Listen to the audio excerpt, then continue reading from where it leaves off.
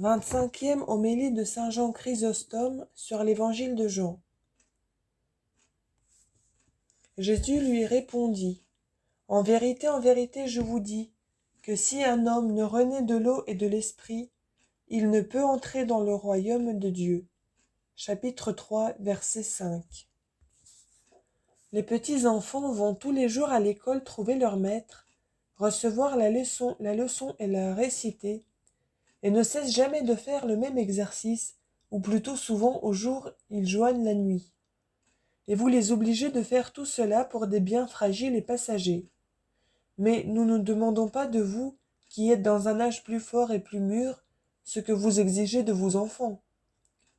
Nous ne vous demandons pas de venir tous les jours au sermon, mais nous vous exhortons seulement d'y assister 2 fois la semaine, et d'y être attentifs, et encore afin d'adoucir votre peine et votre travail, ce n'est que pour une petite partie du jour.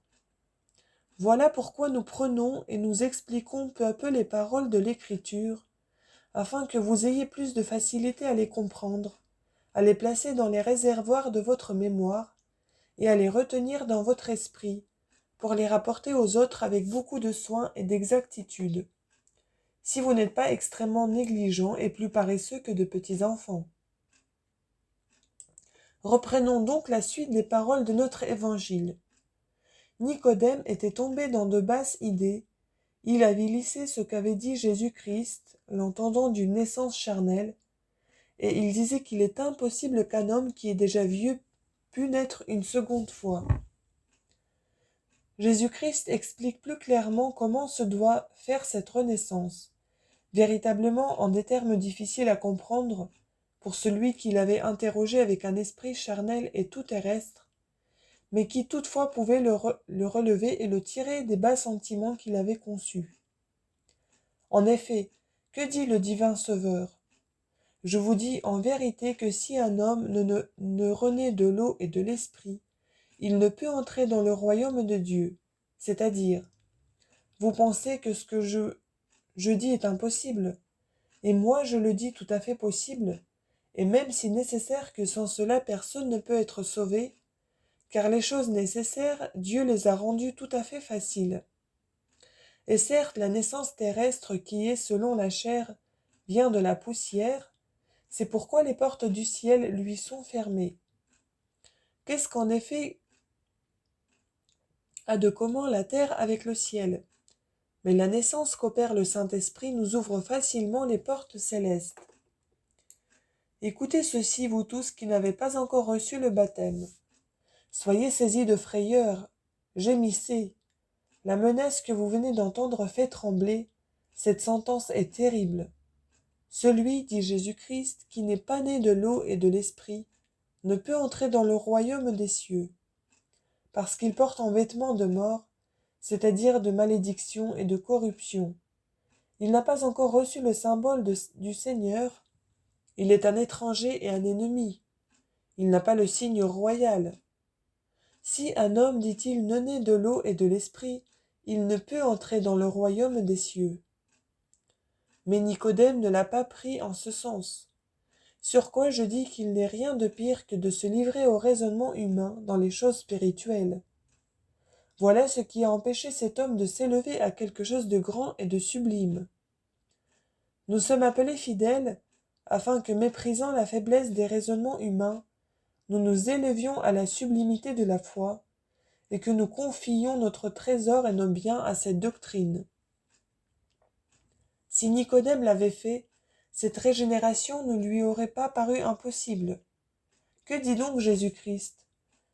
Pour le tirer de ce sentiment bas et rampant, et pour montrer qu'il parle d'une autre génération, il dit : si un homme ne naît de l'eau et de l'esprit, il ne peut entrer dans le royaume des cieux. Or il parle ainsi pour l'amener à la foi par cette menace, pour le convaincre qu'il ne doit pas croire que ce soit là une chose impossible, et pour le tirer de la pensée d'une génération charnelle. Je parle, dit-il, d'une autre naissance, ô Nicodème. Pourquoi ce que je dis l'abaissez-vous jusqu'à terre ? Pourquoi ce qui est au-dessus de la nature le soumettez-vous aux lois de la nature ? Cette naissance surpasse la naissance ordinaire. Elle n'a rien de commun avec nous. L'autre est également appelée naissance. Mais ces deux naissances n'ont rien de commun entre elles que le nom. Elles diffèrent dans la chose. Éloignez de votre esprit l'idée des générations ordinaires. J'introduis dans le monde une autre sorte de naissance. Je veux que les hommes soient engendrés d'une autre manière. J'apporte un autre mode de création. J'ai formé l'homme de la terre et de l'eau. Cette figure de terre et d'eau n'a rien produit de bon. Le vase a pris une mauvaise forme. Je ne veux plus me servir de terre et d'eau, mais de l'eau et de l'esprit. Que si quelqu'un me fait cette question, comment de l'eau peut-il se faire quelque chose? Je lui en ferai une autre, et je lui dirai, comment de la terre s'est-il pu faire quelque chose? Comment la génération a-t-elle pu être si multiple, les productions si diverses quand la matière qui a été employée était d'une seule espèce? D'où se sont formés les os, les nerfs, les artères, les veines? D'où se sont formés les membranes, les vaisseaux organisés, les cartilages, les tuniques, le foie, la rate, le cœur? D'où s'est formée la peau, le sang, la pituite, la bile? D'où viennent tant d'opérations? D'où se produisent tant de différentes couleurs? Car ces choses ne naissent pas de la terre ou de la boue. Comment la terre ensemencée pousse-t-elle la semence au dehors, et la chair corrompt-elle ce qu'elle reçoit? Comment la terre nourrit-elle ce qu'on jette dans son sein? Et la chair, au contraire, est-elle nourrie de ce qu'elle reçoit, loin de le nourrir? Donnons un exemple. La terre, ayant reçu de l'eau, en a fait du vin, et la chair change en eau le vin qu'elle reçoit. D'où sait-on donc que c'est la terre qui produit ces choses, puisque dans ses productions, comme j'ai dit, la terre produit en effet tout contraire? Je ne puis le concevoir par le raisonnement, je ne le conçois donc, et je ne le sais que par la foi seulement. Or, si les choses mêmes qui se font tous les jours, qui se passent sous nos yeux, sous nos sens, et que nous touchons et manions de nos mains, ont besoin de la foi, à combien plus forte raison des choses mystérieuses et spirituelles en auront-elles besoin? Car comme la terre toute inanimée et immobile qu'elle est, a reçu de Dieu par le commandement qu'il lui en fait, la vertu de produire des choses si admirables et si merveilleuses, de même de l'esprit et de l'eau joints ensemble, s'opèrent facilement tous ces prodiges et ces miracles qui surpassent la raison. Ne refusez donc pas de croire ce que vous ne voyez pas. Vous ne voyez point l'âme, et néanmoins vous croyez qu'il y a une âme, et une âme distincte du corps. Mais Jésus-Christ n'emploie pas cet exemple pour instruire Nicodème, il se sert d'un autre. Il ne lui propose pas celui-ci qui est incorporel et insensible savoir, l'exemple de l'âme, parce que Nicodème était encore trop grossier. Il lui présente donc un autre exemple, emprunté à une chose qui certainement n'a pas la grossièreté des corps, ni aussi la spiritualité des êtres incorporels, c'est-à-dire l'impétuosité et l'agilité des vents. D'abord il commence par l'eau, qui est plus subtile et plus légère que la terre, et plus épaisse que le vent.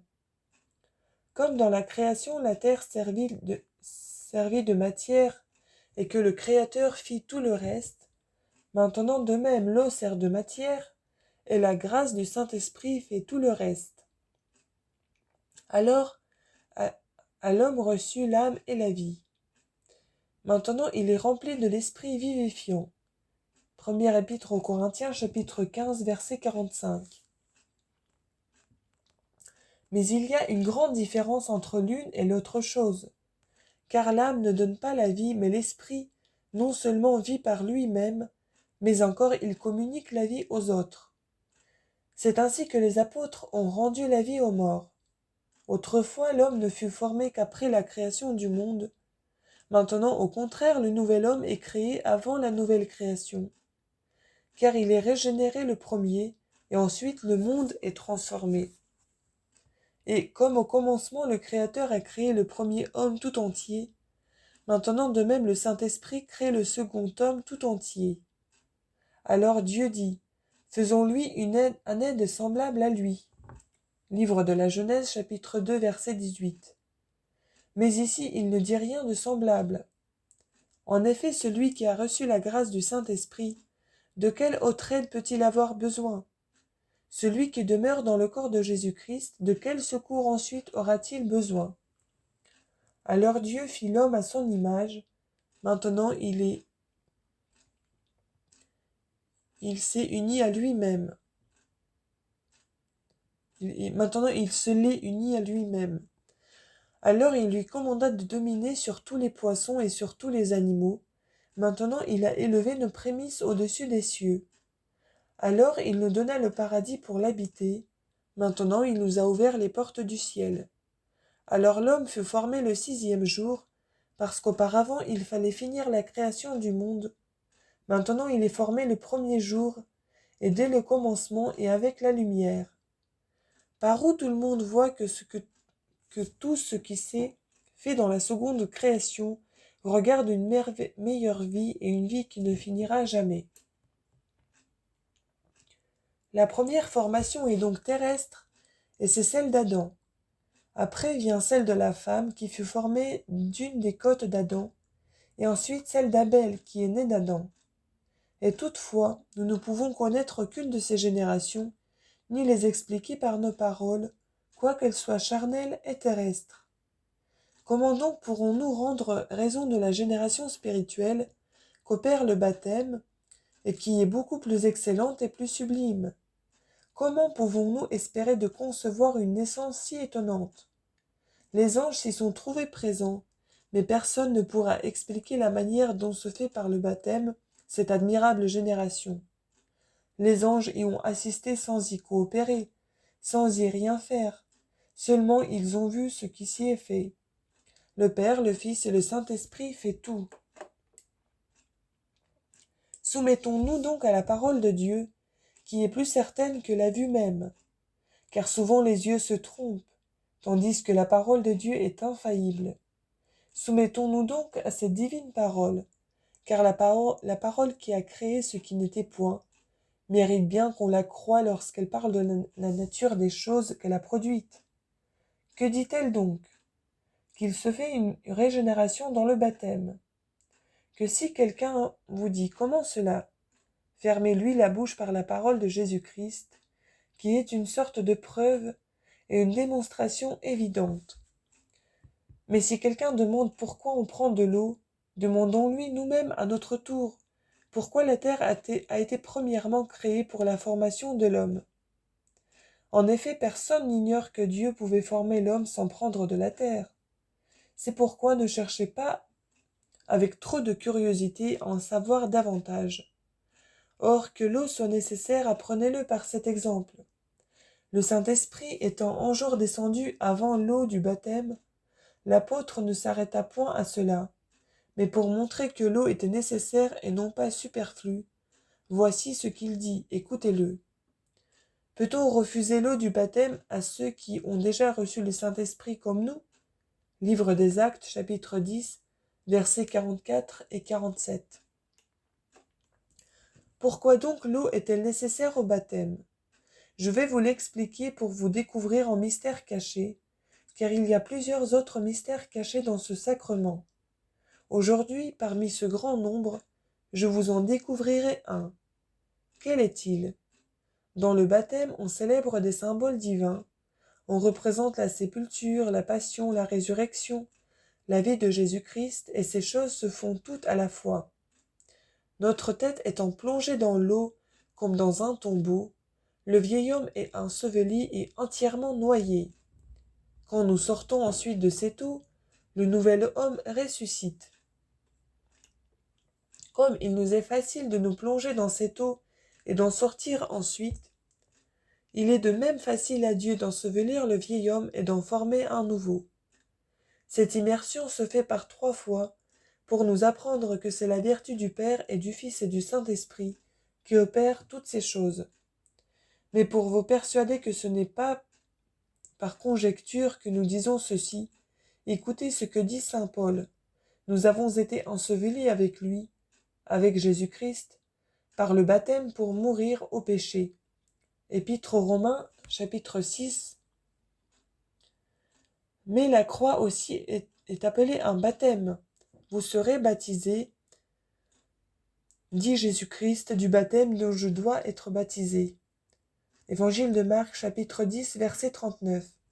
Et ailleurs.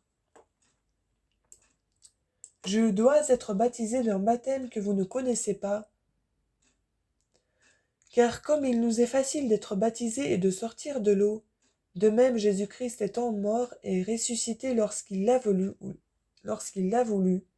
ou plutôt beaucoup plus facilement encore que nous nous sortons de l'eau, quoique par une sage et mystérieuse dispensation, il soit demeuré 3 jours dans le tombeau. Ayant donc reçu la grâce de participer à de si grands mystères, menons une vie qui soit digne d'un don si singulier, que toute notre conduite soit parfaitement bien réglée. Mais vous, qui n'en avez pas encore été jugés dignes, faites tous vos efforts pour le devenir, afin que nous ne soyons tous qu'un seul corps, afin que nous soyons tous frères. Tant que nous sommes ainsi séparés, celui qui est séparé, fût-il notre père, ou notre fils, ou notre frère, quel qu'il soit enfin, il n'est point encore véritablement notre parent, puisqu'il n'a point de part à l'alliance qui vient d'en haut. En effet, quelle utilité peut-il revenir d'une union debout, si l'on n'est point spirituellement unis? Quel gain retirera-t-on d'une parenté terrestre, étant étranger à l'égard du ciel?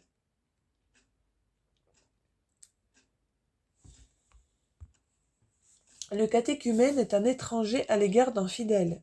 Il n'a ni le même chef, ni le même père, ni la même cité, ni la même nourriture, ni le même vêtement, ni la même table, mais tout est séparé. Tout ce que possède celui-là est sur la terre. Tout ce que possède celui-ci est dans le ciel. Jésus-Christ est le roi de celui-ci, l'autre a pour roi le péché et le diable. Jésus-Christ fait les délices de l'un, la corruption de l'autre. L'ouvrage des vers est le vêtement de celui-là. Le vêtement de celui-ci, c'est le Seigneur des anges. Le ciel est la cité de l'un, la terre l'est de l'autre. Puis donc il n'y a rien de commun entre nous. En quoi, je vous prie, communiquerons-nous? Mais direz-vous, nous avons tous une même naissance, nous sortons tous du sein d'une même terre? Je vous répondrai, mais cela ne suffit pas pour vous faire une véritable et légitime alliance. Travaillons donc à devenir citoyens de la cité du ciel. Jusqu'à quand demeurerons-nous dans notre exil, nous qui devrions faire tous nos efforts pour rentrer dans notre ancienne patrie? La perte que nous risquons de faire n'est ni légère ni de vil prix. Le Seigneur veut bien nous en préserver. Mais si une mort imprévue venait à nous enlever de ce monde, avant d'avoir reçu le baptême, fussions-nous chargés de 1000 biens, de toutes sortes de bonnes œuvres, nous n'aurions pour partage que l'enfer, et en vers venimeux, qu'en feu qui ne s'éteint point, et des liens indissolubles. Mais à Dieu ne plaise qu'aucun de mes auditeurs tombe dans ce lieu de supplice. Nous l'éviterons si, après avoir été initiés au saint mystère, nous mettons au fondement de l'édifice du salut notre or, notre argent et nos pierres précieuses. C'est ainsi qu'en l'autre monde nous pourrons nous trouver riches, si nous n'avons pas laissé ici notre argent, et si nous l'avons envoyé là-haut par les mains des pauvres, au trésor inviolable, si nous l'avons prêté à Jésus-Christ. Nous avons contracté de grandes dettes envers ce trésor, non en argent, mais par nos péchés. Prêtons donc notre argent à Jésus-Christ, afin d'obtenir la rémission de nos péchés. C'est lui qui est notre juge. Ne le méprisons pas ici lorsqu'il a faim, afin que là il nous nourrisse. Ici habillons-le, afin que là il ne nous laisse pas nus, en nous privatif de sa protection. Si nous lui donnons à boire ici, si nous lui donnons à boire ici, nous ne dirons pas avec le riche, Envoyez Lazare afin qu'il trempe le bout de son doigt dans l'eau pour me rafraîchir la langue qui est tout en feu. » Évangile de Luc, chapitre 16, verset 24. Si ici nous le recevons chez nous, là il nous préparera plusieurs demeures. Si nous allons le visiter lorsqu'il est en prison, il nous délivrera lui aussi des liens. Si nous exerçons l'hospitalité envers lui, il ne souffrira pas que nous restions étrangers au royaume des cieux. Mais il nous fera citoyens de la cité d'en haut. Si nous allons le voir quand il est malade, il nous guérira sur le champ de nos infirmités. Ainsi donc, puisqu'il suffit de donner peu pour recevoir beaucoup, donnons quoi que ce soit afin d'être amplement rémunérés. Pendant que nous en avons encore le temps, semons pour moissonner un jour. Lorsque l'hiver sera arrivé, lorsque la mer ne sera plus navigable, il ne sera plus alors en notre pouvoir de commercer. Et quand aurons-nous l'hiver? Lorsque le grand jour, le jour plein de lumière sera arrivé. Alors nous ne naviguerons plus sur cette grande et vaste mer de la vie présente. Maintenant c'est le temps de semer, alors ce sera le temps de faire la moisson et d'amasser. Si l'on ne sème pas pendant les semailles, et si au temps de la moisson on sème outre qu'on ne récolte rien, on se rend ridicule. Si c'est le temps de semer, il ne faut donc pas chercher maintenant à recueillir, mais il faut semer. En conséquence, répandons pour amasser ensuite. Si nous nous attachons pas maintenant à recueillir, de peur que nous ne perdions notre moisson. Le temps présent, comme j'ai dit, nous appelle à semer et à répandre, et non pas à amasser ni à faire des provisions. C'est pourquoi ne perdons pas l'occasion, mais jetons copieusement la semence, et n'épargnons rien de ce qui est chez nous, afin de recouvrer tout avec usure, par la grâce et par la miséricorde de notre Seigneur Jésus-Christ, avec qui soit la gloire au Père et au Saint-Esprit, dans les siècles des siècles, ainsi soit-il.